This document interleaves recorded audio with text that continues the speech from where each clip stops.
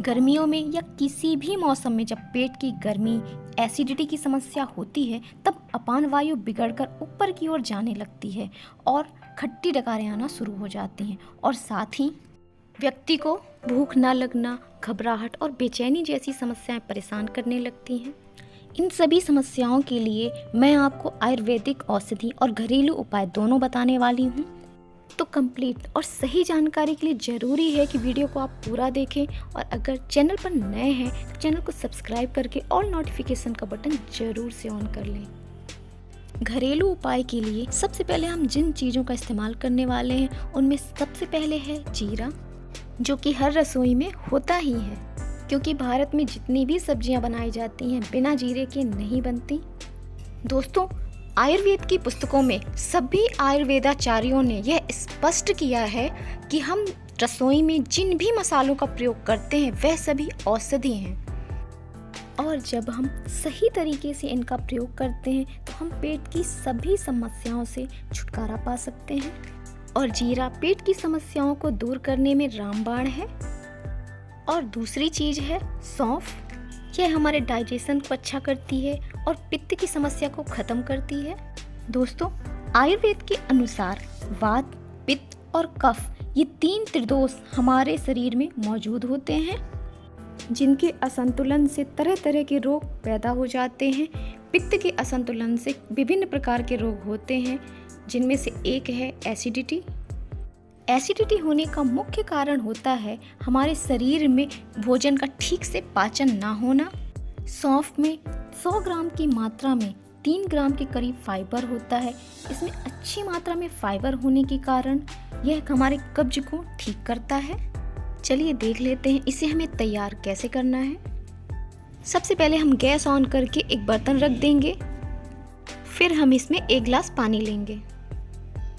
हमें यहाँ पर 250 ml के करीब पानी ले लेना है और जब पानी थोड़ा गर्म हो जाए तो हम इसमें 1 चम्मच जीरा मिला देंगे।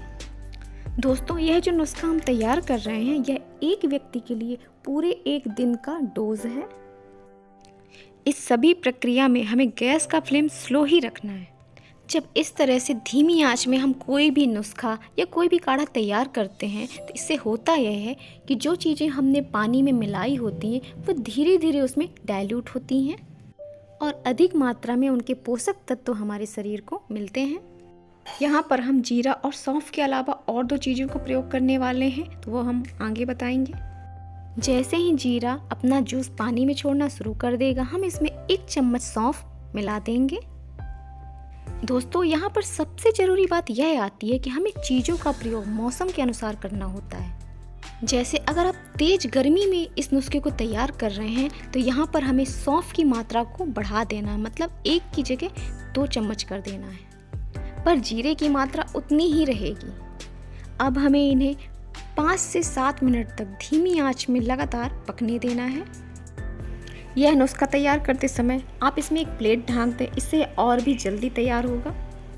दोस्तों, अगर आपको शुगर या ऐसी कोई समस्या नहीं है तो आप इस स्टेज पर जब यह खौल रहा है तो 1 चम्मच मिश्री ऐड कर सकते हैं। जब आप बड़ों के लिए यह नुस्खा तैयार कर रहे हैं तो मिश्री ना भी मिलाएं चलेगा, लेकिन अगर आप बच्चों के लिए तैयार कर रहे हैं तो मिश्री ज़रूर से मिलाएं, इससे आसानी हो जाती है बच्चों को पीने में।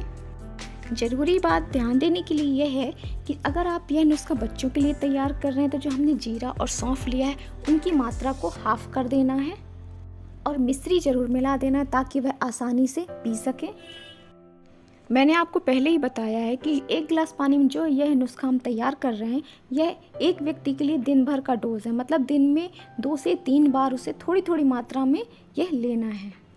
और आपको खाना खाने के आधे से 1 घंटे पहले या खाना खाने के 2 घंटे बाद ही लेना, मतलब खाना खाने के तुरंत बाद इसको नहीं लेना है। यह नुस्खा आपको 2 से 3 दिन तक ज़रूर से लेना है और आपको पहली बार में ही इससे फ़ायदा समझ में आने लगेगा। दोस्तों, अगर आपके पास समय है तो इस नुस्खे को तैयार करने से 1 घंटे पहले जीरे और सौंफ को सोख करके फिर पकाएं, इससे आपको और भी ज़्यादा फ़ायदे इनके मिलेंगे। दोस्तों, यह नुस्खा तैयार होने के बाद आपको एकदम गरम गरम नहीं छानना है, बल्कि एक इसी बर्तन में आपको ढक कर रख देना है जब तक ये थोड़ा नॉर्मल ना हो जाए। इसके बाद हम इसे छान लेंगे। फिर हम इसमें 1/4 टीस्पून नमक मिलाएंगे। अगर आपके पास काला नमक है तो काला नमक मिला दें। मैं यहाँ पर सेंधा नमक मिला रही हूँ। आप चाहें तो नमक की मात्रा कम भी कर सकते हैं, क्योंकि यहाँ पर नमक हमें टेस्ट को बैलेंस करने के लिए मिलाना है। मतलब कोई ज़रूरी नहीं है कि आप इतना ही नमक मिलाएं, आप अपने टेस्ट के अनुसार कम या ज़्यादा भी कर सकते हैं। नमक मिलाने के बाद हम इसमें मिलाएंगे नींबू। नींबू मिलाने के बाद यह नुस्खा बहुत ही तेज़ असरदार हो जाता है। अगर छोटे साइज़ का नींबू है तो आपको 1 नींबू लेना है, और अगर साइज़ बड़ा है तो आधा लेना है। इस तैयार नुस्खे के आपको 2 से 3 भाग कर लेना है। अगर आप 2 बार में ले रहे हैं तो 2 भाग कर लें, और दिन में 3 बार ले रहे हैं तो 3 भाग में कर लें। और जितनी मात्रा आपको एक बार में लेनी है उतने में ही आपको नींबू मिलाना है।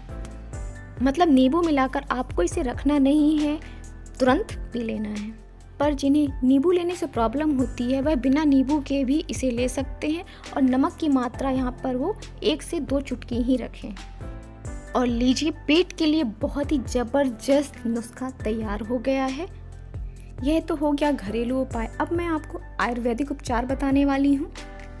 दोस्तों, अगर आपके पास घरेलू उपाय तैयार करने के लिए पर्याप्त समय नहीं है, या अचानक से तकलीफ शुरू हो गई है, तब आप इस दवा का प्रयोग करके बहुत ही जल्दी राहत पा सकते हैं।